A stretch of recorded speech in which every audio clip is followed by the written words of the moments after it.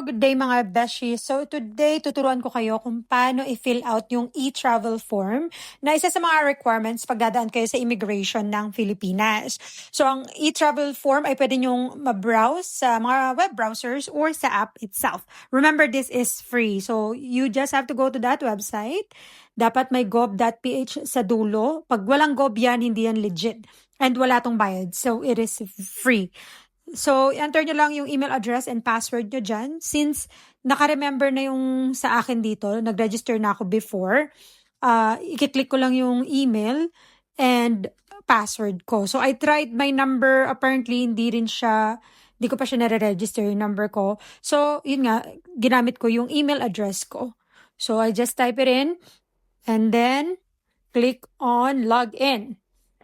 And then after that, dito kayo mapupunta sa page na to, click New Travel Declaration. Okay?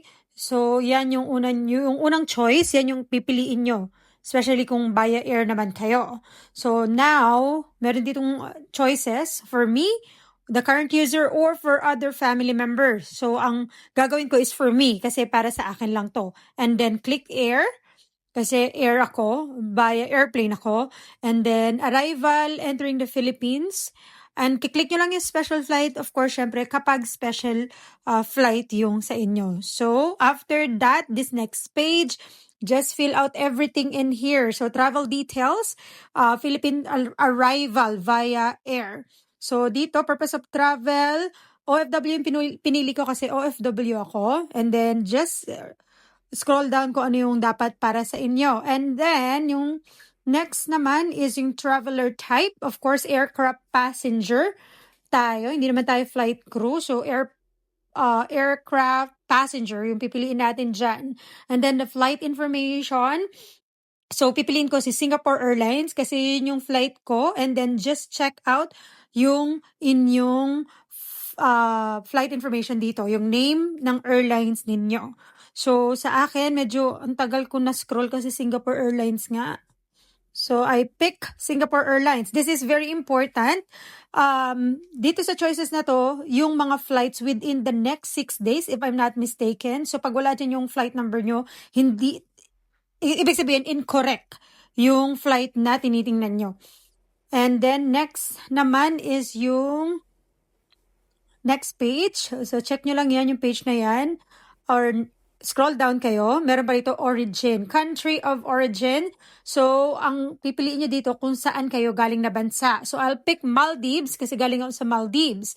And then, the next tab is gonna be airport of origin. So, dito naman yung pangalan mismo ng airport na pinanggalingan nyo. So, since from Maldives ako, ang pangalan ng airport nila dito is Velana International Airport. MLE ang kanilang airport code. But since hindi tinatanggap yung MLE, tinype ko na lang yung buong name, Velana International Airport. So, pagka tapos ng tab na yan, makikita nyo yung date of departure. So, yung araw na aalis kayo from Maldives. So, ipipick nyo lang yung araw na pag-depart nyo sa Maldives. So, dito, finill out ko, April 4. Okay, and then just click on with transit kung meron kayong transit. Usually meron dito sa Maldives, Singapore, or hindi kaya sa Malaysia. Pag Singapore Airlines, Singapore yung layover nyo. So for now, I will just leave it like that. Halimbawa, wala akong transit. Airport of destination na yung next. So Manila International Airport na iya. Oh, yes. Yan, nandyan yung choices. So, Terminal 1, 2, 3, kung ano man yung inyong airport. And then, the date of arrival as well. So, I just click on April 4. And then, residence ako sa Pilipinas. Of course, residence yung aking i-fill out. Then, yung address. Kasi nga may record na ako. Ano na siya dyan, record. Just click on next. And then, this next tab, health declaration. So, usually to, no lang to dapat. Dapat to no lang kasi medyo magkaka-issue kayo dito kapag may NIAS kayo dyan. So, no naman ako sa first question. And then sa second question, no din. So, click on next lang. Sa tatlong yon, next lang ako, no lang ako, and then next. So ito, basahin niyo ito maigi ha. Pag ito meron isa na applicable sa inyo, you have to declare it. Ito na yung sa customs part. So kailangan basahin niyo siya maigi kasi pag may isa dyan sa mga numbers na yan na applicable sa inyo, kailangan yung i-check yung yes. So ako naman nag-no lang ako, kaya next lang tayo dito. Okay, so ito na, accompanied by family member, 0, wala. And then, number of baggage, check-in, kung ilan yung check-in mo, kung meron or wala. And then, click on next, and then sign, and then next lang ulit.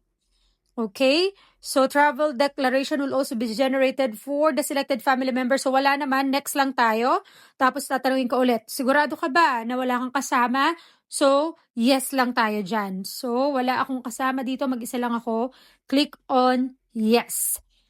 Okay, siya nga pala ha, pag yung $10,000 yung sa customs part nyo, kailangan i-declare yun, yung dala nyo. So, almost 550,000 pesos or 600,000. So, just review it, everything, information that you filled out. Lahat yan, dapat tama yan. And then, submit. Click on submit. Kapag clinic nyo na yan, magkakaroon na kayo ng, ayan na, QR code. So, just close this one, yung duty-free na promotion. So, close it. And then, makikita niyo yung QR code nyo. Just save it just in case they will ask. Pero, automatically recorded na yan sa ating web. Okay? So, yun lang.